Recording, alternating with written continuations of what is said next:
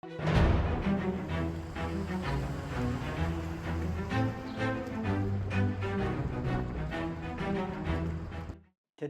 we're going to take on some of the myths that we hear from those that are in the academic world and those that have influence in society and in the media. We've invited into our studio today that distinguished academic professor of history, literature, and philosophy, Weston Pemberton IV. When we think of our founding fathers, those men barely out of the Enlightenment, we must remember that essentially they were farmers, certainly not educated as a proper gentleman would be. They had next to no academic qualifications to do the things that they did.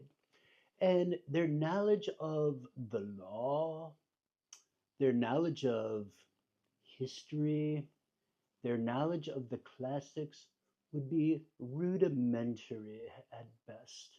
And Weston, what you say might be true to a certain degree, but isn't it also true that our founding fathers were trained in the classics, the Trivium, the Quadrivium, logic, Latin, Greek, other languages, as well as composition?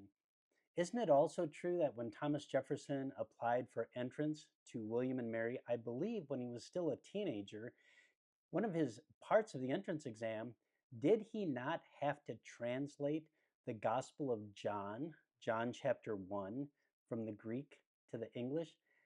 I just don't understand how you can come across saying that they're rudimentary in their learning when these men have written some things and they were very fluent in the Greeks, Sophocles, Aristotle, Plato, when they were able to formulate amazing documents like the Federalist Papers, when men like Thomas Jefferson, Benjamin Franklin, Roger Sherman, Robert Livingston, John Adams were able to come up with the composition of the Declaration of Independence, the first document in 6,000 years of recorded history that says all men are created equal. No other nation in the world ever formed those words in a document, and they gave us our birth certificate.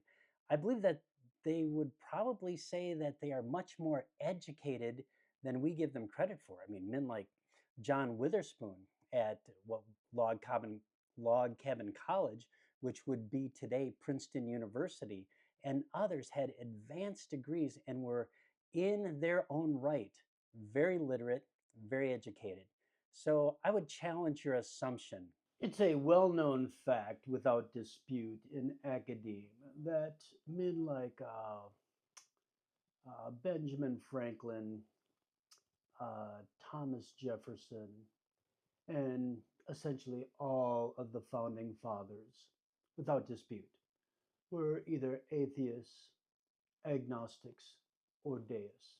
As a matter of fact, the coin of the realm in academe is that you must subscribe to this view if you ever wish to see that all-important tenure on your resume. Weston, I think that's the fundamental problem that I see here. It's your tenure. It's lecturing in front of hundreds of impressionable incoming freshmen. It's professors in the professor's lounge, in the teacher's lounge, whatever, in academe, talking amongst themselves in their silo, rarely, if ever, going to first source documentation to find out what the founders actually said, what they thought, the lifestyle that they lived. And we just look back on them and we imagine that history is full of fluid possibilities. They could be whatever we want them to be. Whereas history is real people recording real events in real time.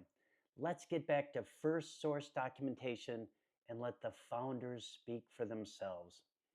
That's all I've got to say on this for today.